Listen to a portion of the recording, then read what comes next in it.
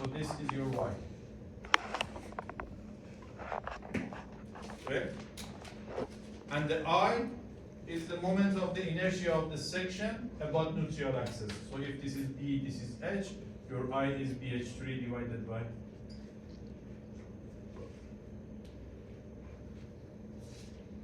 Correct? So I can get a stress at any point that I want. But from all of these stresses, which one is for me important? The maximum, correct? The maximum stress. The maximum stress is happening where? At the location that you're, no, in the length of the beam first I'm talking. So you have to locate it in the length and then you have to locate it in the section. For the length, where is in the length? At the location that you have maximum moment, your M max. If you have a symmetrical load, it is in the center. Otherwise, you have to get it from the moment diagram or the section. So your M sigma max for the whole length of the beam is at the location that you have M max, correct? And then at that location, like this section, if this is the section, which point in this section? So this is my section. So I do have from here to here. Where is that maximum stress? At the edge of the section. Where my y is equal to 0. Either for the tension or for the compression. So I do have C1 and C2. Depends on the direction of the moment.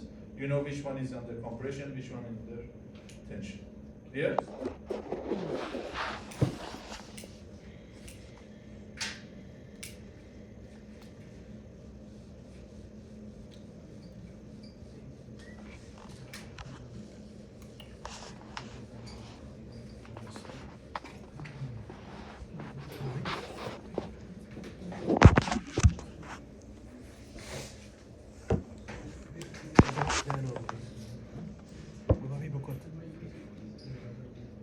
So we are using these two equations at the end. Sigma max for the tension, M max C1 divided by I, and sigma max for the compression, M max C2 divided by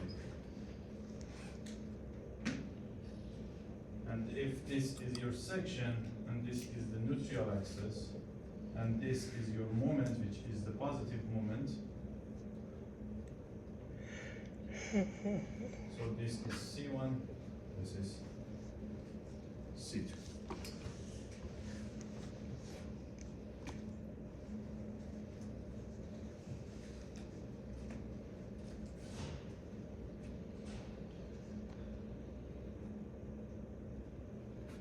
Okay, so when you want to do this, and this is only, what is the assumption that we have in here for these equations? First assumption, it is the single material. Right? I got it from the sigma equal to the E times epsilon. I use just one E. Right? You don't have a different E's. So this is for single material. It means your whole section is concrete, your whole section is steel, is wood, whatever. But single material. Number two, what is the number two assumption? For this, exactly. You are in the elastic behavior.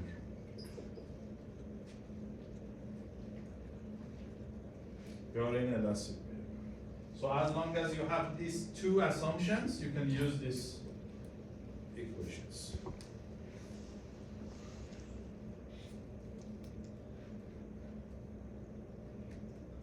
And at the end, what I want to do with these maximum stresses is the allowable stress design, which was the first way of the design of the structures. So in the allowable stress design, how you are designing or checking the adequacy of the structure, you have to get the maximum stresses, and then you have to check your maximum stress to be less than or equal your allowable stress. That allowable stress, if you remember, was the sigma limit divided by factor of safety. That limit stress for the steel, it was the yield stress, remember? That was the yield stress, and the factor of safety was 1.67. So this allowable stress is given by the code, but it is the old method. Now we are not using the allowable stress, we're using the LRFT, remember from the steel. But that LRFT is based on the allowable stress.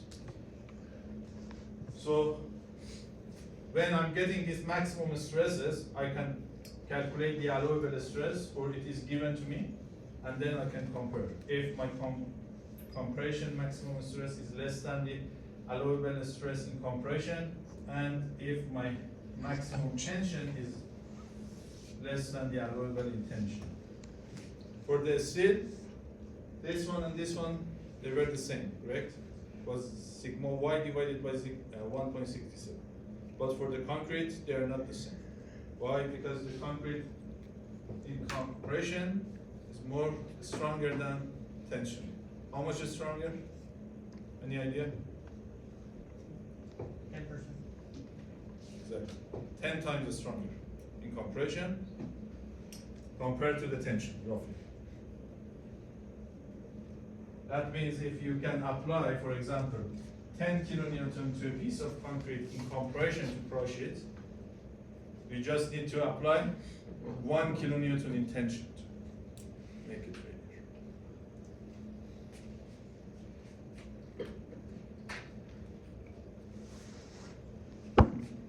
So, for using these two equations, what I need is first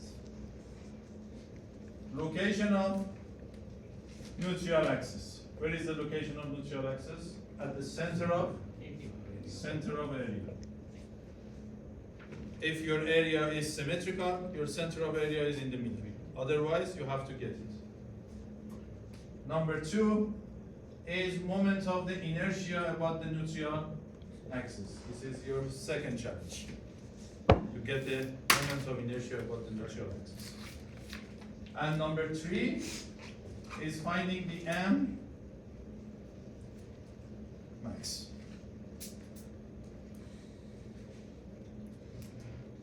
So when you have the location of neutral axis, which is at the center of the area, then you know what is the C1 and you know what is the C2. C1 and the C2 are the distance from the edge of the section to the neutral axis. So you know these two numbers, and then you can calculate the I about the neutral axis, finding the M max, and then you can get the maximum stresses in tension and compression.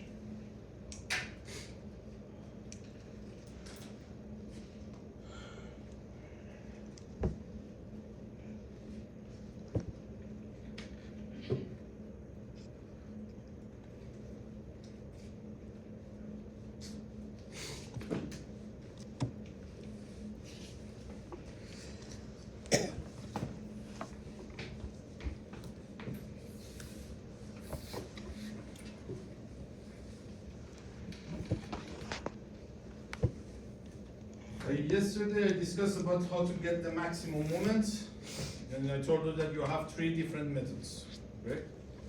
The first method is to use the shear diagram and then bending diagram if you have a point load or uniform distributed force. Second one is to write down the equation for the shear and the moment, and based on that you can get the maximum shear and maximum moment. And the way number three that you can use is to use the concept of that two equations that you have, dv over dx equal to the minus q and dm over dx equal to the v. So based on that, for any type of the loading, if this is my loading, for example, 20 kilonewton, for example, and this is, say, 12 meters. I want to know what is the M max to calculate the maximum stresses. So you cannot draw the moment diagram for this one. So this is the support section. You cannot draw that one, right? What you have to do? So the section method. But to do that one, or you have to write down the equations, get the dv over dx and the dm over dx and find them, Or you can, the easier way is finding the support stress. For finding the supports, you need to translate first the distributed force to the point load. That point load will be the area below the force, would be 20 times 12 divided by 2, 120. Location, 2/3 of the length, correct?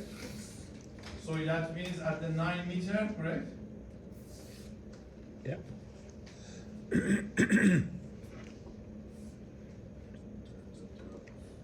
Or no, 8 meter, correct? You have 120, and then you have this.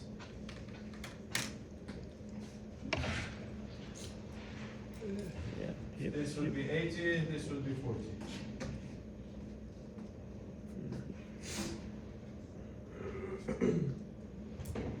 So when you have this reactions, then based on this equation, dm over dx is equal to v means the maximum moment is happening at the location that your v is equal to 0. So if I want, so this is 40, this is 80. If this is the location of my maximum moment, for example, that I don't know where it is, x. If I have a section at that point, which is x, and then you have that one on the top, so up to here it is q, correct? It's not 20, it's q. Q at the x. Then you have your 40. What would be your shear if this is the location for the maximum moment? What would be the shear? Zero. That means this shear should be equal to the 0. Means if I write down the F sigma Fy equal to 0, means this 40 kilonewton should be equal to the downward force, correct? If it is not equal, then it is not equal to the 0, correct? So if this is the location of the M max, then this one should be 0, means this should cancel this. So what is the downward force? Area below the force, correct? Q times x divided by 2. This is the downward force. What is the upward force? 40. How can I relate the q to the x? Because here you have the two unknowns, q and x, by the proportion of the triangles, correct? I can borrow one more equation from the proportion of the triangles. So I can say q divided by x is equal to the 20 divided by 12. So your q would be equal to 20 divided by 12 times x. You can replace it here. Sorry? It's triangle. This is a triangle. Area of the triangle. Correct? Q, this is Q, this is x. What is the area? Q times x divided by 2. Make sense?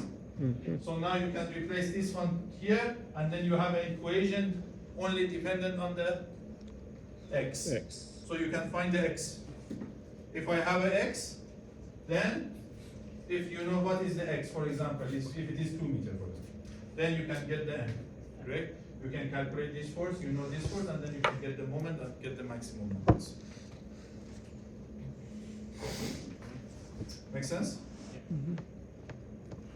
If you have any other types of the force, you can use the same technique. So if you have trapezoids,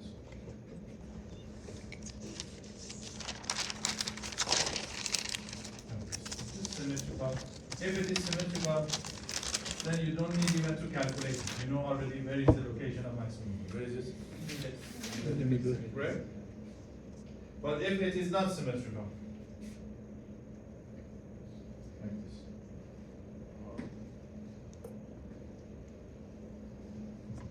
You can do the same.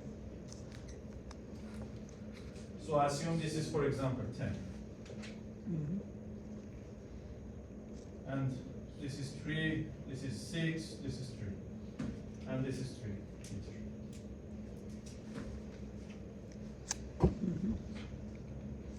You can do the same or not? So Yeah, first of all, you have to get the 6. reactions. Mhm. How can you do the reactions? You have to translate each one of them to the Point point zero. force. So you have one triangle here, one rectangular here, one triangle here. So look at this one. So I'm putting here RA. Then for this one, this is 10. 3 times 10 divided by 2, 15. Location, 2/3 of this one at the 2 meter. So at 2 meter, I have 15, correct? Then 6 times 10, 60, where? At the middle, correct? Here. Here, again the same, 15 at the 2 meter from here. Again 15. Then you have your RB, right? Now you can calculate your reactions.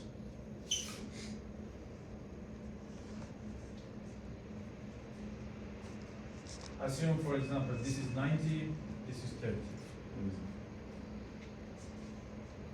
Then, if I want to get the maximum moment,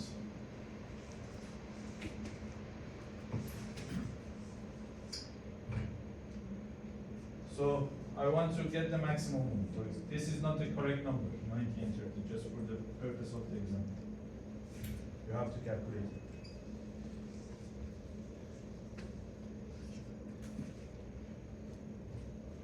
Then you want to cancel this 90 at the location that you have a V equal to the 0. Can be here in this area from 0 to the 3. No. Why? Because the maximum downward that you have is 15. You cannot cancel it in here. Correct? So it should be go here. So this is 15. What is this one?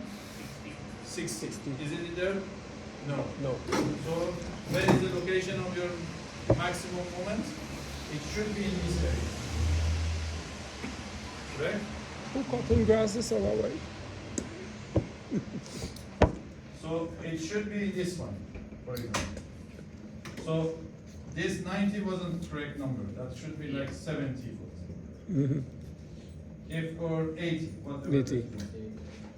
So this number, so it is in here. If it is, for example, say 50, where is it?